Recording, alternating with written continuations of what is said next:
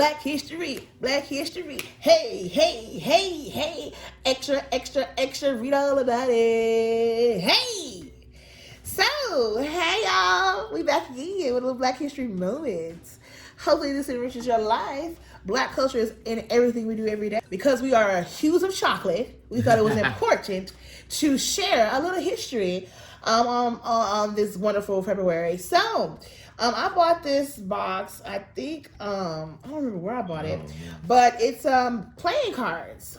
Hope you guys can see that, and it doesn't like mess up the glare of the thing. But hope you guys can see that. But we bought this, and it's playing cards, and so you play whatever game you want to play, but it's also a history lesson at the same time, right? Because it has people that on here that you probably haven't heard of before, and so we thought it was significant for us to share this with you. And I've picked randomly 4 people that we do not know. We might have heard of, right? Do I remember what they did? Do I remember what they contributed to Black culture or to American culture? Because this is Black history, and it also says Black American, African American history. Amen. So that's the box it comes with. So we're gonna I'm gonna pick a card out. I've picked 4 people. I'm gonna read these wonderful women in here and what they did, and you probably know them. I do know them, but do I remember what they did? So here we go. So the first one is, her name is Ida Wells Barnett. She was born in 1869 and she died in 1931. She was born in Holly Spring, Mississippi. At the age of 4, she became the sole support of her brothers and sisters after the death of her parents. She attended Rust College and Fisk University, where she became a teacher. Ida Wells moved to Mississippi, Tennessee, where she became part owner and editor of the Memphis Free Speech and outspoken critic of discrimination and injustice. She was forced to flee Memphis after her office was demolished by a white mob, and she went to Chicago, where her pen continued to focus on the attention on the plight of Black people both in South and Northern ghettos. Wells compiled the first statistical record of lynching, the Red Record, which proved that lynchings were the main form of intimidation used in the South to preserve the plantation economy and the white ballot box. She married Ferdinand Barnett, another militant race leader, and together they became active in the National Equal Rights League. She was a co-founder of the National Association of Advancement of Colored People. She also wrote under the pen name Lola. So she was pretty significant, hey? Don't we thinking? Thank you, Ida, for everything you did have done for us, and we will continue to live with your legacy for human rights, for equal people, and for people of color. So we heal Bose Icard. Hopefully I said that right. He was born a slave in Mississippi. He was taking his child to Texas when his owner moved his family and possessions there. Icard learned to ride, rope, and fight, which made him a valuable cowboy. So you don't see a lot of that. After the Civil War, Icard went to work for Charles Goodnight on the long cattle drive north from Texas. Goodnight and Icard became inseparable friends. Icard saved Goodnight's life on several occasions. When the cattle were sold, it was always Icard who carried the money, since no one would dare try to rob him. During an Indian raid or cattle stampede, Icard would always be found out front leading the men. Bose Icard became a Texas legend. He died in 1929. Yeehaw! Yeehaw! Riding Cowboys. Next one. She is a part of the science and industry. Her name is Caroline Steele Anderson. She is the daughter of William Steele, legendary conductor on the Underground Railroad, and she was one of the women pioneers in the field of medicine. She graduated from Oberlin College in 1868, and for several years taught music, drawing, and speech at Howard University. In 1876, Caroline Steele entered the medical department of Howard University, But however, she completed her studies and received a medical degree from the Women's Medical College in Philadelphia. Her first application for internship at Boston New England Hospital for Women and Children was turned down because she was black. Later, she was accepted by the unanimous decision of the board of directors. She served as a resident and consulting physician at several Philadelphia hospitals, where she conducted a much respected and lucrative private practice. In 1880, still married, Reverend Matthew Anderson, pastor of Berean Presbyterian Church of Philadelphia, where she conducted a much needed dispensary on the connection with missionary work for her husband's church while continuing her duties. How awesome is that? All right, last but not least, we got another one. We got Paul Robeson. Paul Robeson was born in Princeton, New Jersey, son of a slave who escaped from North Carolina plantation in 1850. Robeson attended Rutgers College, where he received 15 varsity letters in 4 sports and was elected to the honor fraternity Kappa Skol and Phi Beta Kappa. He earned a degree in law from Columbia University in 1923. He played in plays. One of his roles he played was Othello from Shakespeare. He received 20 curtain calls for performance at the Savoy in London in 1930, and Othello ran for 296 performances in New York in 1943, a record for a Shakespearean play on Broadway. Paul Robeson possessed a deep sympathy for America's black population and became an outspoken critic on America's racist policies. Summoned before the House Committee on Un-American Activities during the height of Senator Joseph McCarthy's inquisition into suspected communist activities, Robeson refused to declare whether or not he was a communist. He answered, whether I am or not a communist or a communist sympathizer is irrelevant. The question is whether American citizens, regardless of the political beliefs or sympathies, may enjoy their constitutional rights. His passport was revoked, of course, but in 1958, with Supreme Court aid, he regained his passport and temporarily moved to England. He returned his native land in 1963 and died in Philadelphia at the age of 77 in 1976. So your Black History moment. That's pretty cool because, like you said, we just had no idea. No. There's nothing wrong with being humble and learning about people you have no idea about, because it's just not Martin Luther King. It's just not Malcolm X. No, it's not. Not just Rosa Parks. No, a lot of people play parts in our Black history. By the way, this is not a sponsored thing. This is actual games we have in our house. Right. So we bring them out and we play them every once in a while.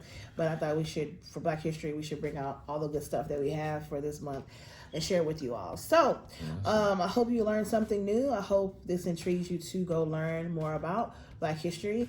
The whole reason why this was started for us today was because I saw Will sent a picture of several little girls dressing up as Black or African American heroes, and I was like, "Wow, that is so cool." They had her as a ballerina. I'll probably post some stuff on the video so you can see a kind of zoomed in version of what we were talking about. She was a famous ballerina. She was Rosa Parks. Just other characters, and it was famous photos, and she was posed in it plus dressed up in it. So I'm assuming, of course, Mom probably talked to her as well about how significant these people are in Black history. And so that made me think, like, wow, how many in the Black diaspora, how many of us really understand our history and how significant it is to our existence now, right, and how important it is for us to know, of course, where we come from, and know our history and know the people that have been ahead of us, who in history who have done great things, right, and how important it is for our young kids and our children to know this. And so I was like, just seeing, we always hear about on television or right, amongst ourselves or groups of friends that we don't see ourselves represented well on television or on social media or whatever the case is, or in the news. It's always in a negative way. It's not in a positive way. And so, but when I saw that, I was like, wow, that's so cool. Mom is instilling into this little girl that you can be whatever you want to be through those pictures, because she's modeling who those very profound heroes were. And I was like, wow, how significant that is for that little girl. And I hope that as we become to link that to Black privilege, that's another term that we have defined now, is that we have in our culture people who I hate to say this, you're educated, you have businesses, you just bomb.com, you have rose yourself up out of the hood, out of the ghetto, and that's what we deem it as. And you've kind of forgotten where you've come from. You've forgotten the struggles that you had, the struggles that a lot of Black people have. And yes, we all say you just pull up your bootstraps. It's a lot of things that are going against us as a people that limit our ability to succeed in this world. No matter if you live in Africa, no matter if you live in England, no matter if you live in America. So we thought it was important to say that as we raise up our young men and our young girls, that we teach them about our history, and not just like talk about Martin Luther King or Malcolm X. Like, go through history that people don't hear every day, because the more that we know about ourselves and we know our worth, the more that we value one another. And we just don't see each other as, oh, that person is this or they decided to do that. No, they're valuable people, period. They're human beings that have chocolate skin just like you. They might have a different hue of chocolate skin, but they're as valuable as you are. And also, as we become more educated and we know more about how to be successful, just share that with the masses, the more you share, the more we know. And we're all in so much crabs in a bucket. We're all in such competition with each other that you don't think there's enough to go around. Trust me. Lala said it best. There is enough to go around. Like, there really is. Yeah. The world is, and it's the world. It's not just America. It's the world. We're trying to enrich the world, not just America. Think about it like that. If you think about it that way, you realize there's a lot of untapped areas in the world that need to know about how great Black people are. Either if you are a Black person living in England, or you're African living in a country in Africa, or if you are Black American, there's a lot of information out there about who we are as a people. We're very vast. We're very diverse people, and the world doesn't know us. And we think they do, but the only thing they know about is what they see on television, which sometimes, most of the time, is not a good thing. And embracing who we are, our culture, our threads, our music, that they love to see it, but they don't want to hear about it no longer than 5 minutes. Just being real. Yeah.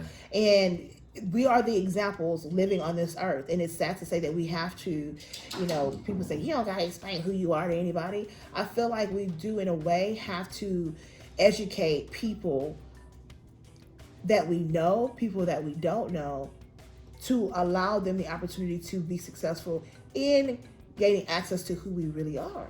Because if we don't tell them, just perfect example, if you have a friend who's Middle Eastern and they never met a Black person before, right? And they don't know that they can't walk up to a little Black girl and pull her hair. And like, ooh, your hair's pretty. You're the Black friend now. Is it your position to tell them those type of things, or is it not? Are they just supposed to figure it out on their own, and then someone go off on them, and then she's just crazy. You know what I'm saying? Like, it's a cycle. It's a situation. So I think, it does land on us, and it's sad that it does, that we have to rewrite history. Literally, we have to rewrite history, because our history and our past is not pretty. It's just not. No, it's not. It's all slavery. I'm just being honest, and I hate to say it that way, but it is. And it's not pretty. No. So we have to rewrite it into what we know of as a beautiful culture of people, a diverse vast of people. And I forgot Caribbean. I forgot We got Caribbeans. We can go delve into and love on too. Right. I forgot about them. Yeah. And the Hispanic culture. There's Black Hispanics as well. Yeah. We're everywhere. We just don't know how much we can influence this, how much we do influence the world, and we can continue to make change. And like I said in the last video, if you are not a hue of chocolate and you're watching this video, please ask us questions. Right. Okay? Yeah. Ask us questions. You know, we're pleasant love. No question is dumb.